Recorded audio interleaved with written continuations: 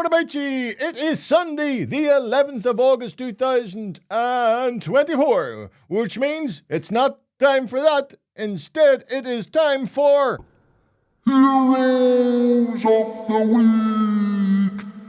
Yes, a bit of positivity for a change. We bit of positivity around the Olympics. Fair play to them all. Fair play to them all. Do you know what I mean? Well done to them all. Well done to everybody's team who competed, and especially those who came fourth. My heart goes out to the ones who come fourth. Do you understand? That's where I'd end up. I'd knock my bollocks in for a lifetime, and I would be the guy who comes fourth and everything. That's just so. But everybody took part. It's amazing. And the Olympics were originated, of course, in ancient Greece around 3,000 years ago. But this time, the games really have come home to France, as it was Frenchman Pierre de Coubertin who revived the competition in the modern era in 1896. Now, Paris has proved maybe a stunning location for the games. Although whoever decided to hold the opening ceremony on the River Seine possibly didn't factor in the possibility of torrential rain. They got drowned. You hear me? Drowned. I have noticed that the most memorable Olympic opening ceremonies have invariably taken place in countries either under the control of authoritarian autocrats or dictators. Like Hitler spared no cost hosting the 1936 Berlin Games. So obviously, probably certain that they'd demonstrate his theory of Aryan superiority. Wee bastard was left squirming in his seat when black American athlete Jesse Owens proceeded to win 3 gold medals under his nose. Loved it. Now, back in 2008, China took no chances with their opening ceremony, utilising for the first time a weather modification technology to prevent rainfall. Having tamed nature, they then presented the world with the awe-inspiring spectacle of 2008 drummers performing on traditional bronze faux drums.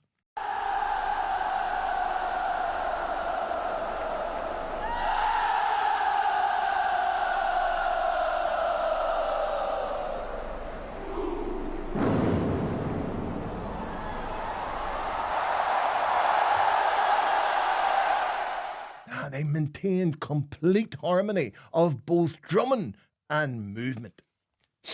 Then again, when you face going to jail if you make a mistake, that does concentrate your mind. That would concentrate your mind. But leaving aside the incursions of world despots and dictators, the games of the 20th century, of course, were habitually tainted by drug scandals. The old joke used to be it wasn't the country with the best athletes, but the country with the best chemists who won the most medals. Now, for most of that time, it was Russia who held that title. But athletes from the West were also regularly discovered to have doped.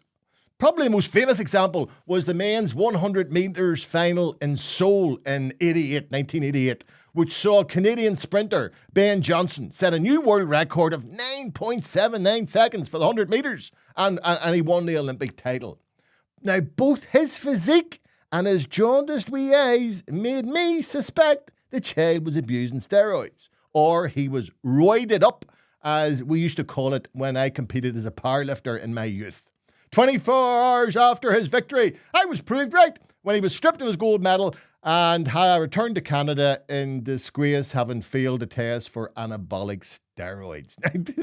But years later, it was discovered that was the dirtiest race in history, because most of those who competed had also eventually found to have taken drugs. The one Olympic sport, however, which has remained clean of drugs is my favourite, boxing. Though I would suggest maybe it would be an idea that the judges are drugs tested, because traditionally they have been a disgrace. But to my surprise, the Paris Olympics, I've picked up a new favourite sport, due solely to the achievements of 2 men. First of all, Swedish pole jumper Armand Duplantis. There's this 24-year-old child, won gold, and then broke the world record with a jump of 6.25 metres. Using our favourite visual metaphor, that's higher than a double-decker bus. Though why anybody would want to jump over a double-decker bus with a big pole is beyond me. Anyway. In an event where the breadth of a hair can mean the difference between triumph and failure, I couldn't understand why the wee child Duplantis hadn't set the bar higher, considering He cleared it with inches to spare.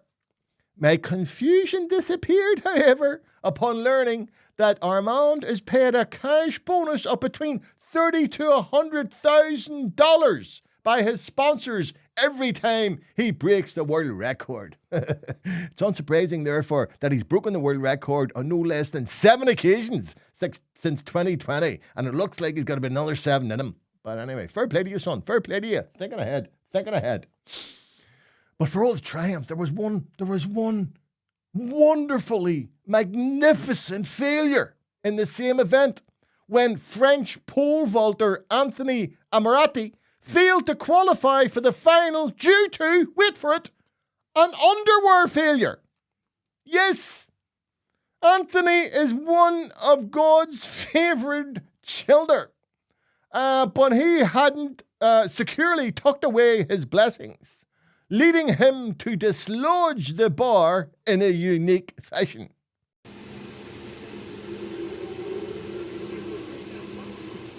What happened here, Coach Judy? On the way down. Naturally, he became an instant viral sensation and the pride of the French nation. I'm sure in years to come, when his son looks back, he'll inquire of his father, Daddy, were you disappointed not to get to the final? And Anthony will reply, well, son, I was. But you'll be glad to hear that due to our family genetics, I have some very, very good news for you. Oh, wouldn't that be brilliant? Oh, would be brilliant, wouldn't it? Like, why didn't you get over the pole? Because of my other pole. I take that over the gold medal. Me, personally, never happened to me, admittedly. But I would dream on. You're allowed to dream on here. I know. There's no need for that. Hey, there was no need for that, there was no need for that.